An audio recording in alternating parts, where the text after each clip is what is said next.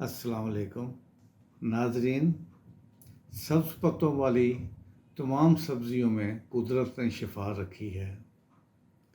اسی طرح کی کچھ اور سبز پتوں والے ساگ کے فوائد بھی آپ کو بتانا چاہتا ہوں۔ آج میں آپ کو چولائی کے ساگ کے بارے میں بتاؤں گا۔ چولائی کا پودا زمین سے زیادہ اونچا نہیں ہوتا، تقریباً 1 فٹ یا 1.5 فٹ کے درمیان ہی اس کے پودے ہوتے ہیں۔ اس پر پھول کی بجائے ٹہنیوں کے اوپر چھوٹے چھوٹے بیج آتے ہیں۔ اس کا مزاج سرد تر ہوتا ہے اور یہ گرمیوں کے آغاز میں شروع ہو جاتا ہے۔ حرارت اور سوزش کو تسکین پہنچاتا ہے۔ چولائی کا ساگ کھانے سے پیشاب کھل کر آتا ہے، گرمی خشکی کو دور کرتا ہے، کھانسی کو فائدہ پہنچاتا ہے۔ چولائی کو پالک اور سویا کے ساتھ، سویا بھی ایک قسم کی سبزی ہوتی ہے، ملا کر گوشت میں پکایا جائے تو بہت لذیذ ہو جاتا ہے۔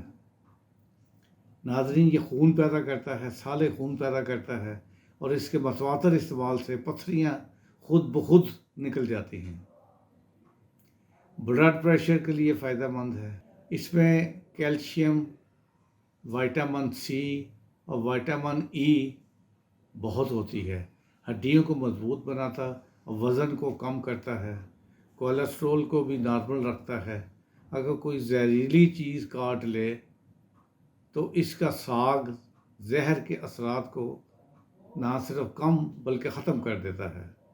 کوئی کچا کشتہ کھا لے، غلطی سے وہ کھا لے، تو اس کا اثر زائل کرنے کے لیے روٹی کے ساتھ ساگ کھلانے سے یا اس کا جوشاندہ پلایا جائے تو کچے کشتے کی زہر ختم ہو جاتی ہے۔ کشتہ کی پہچان یہ ہوتی ہے کہ انسان کا چہرہ سرخ اور جسم پر دانے نکل آتے ہیں اور جلد پر خارش بھی ہوتی ہے۔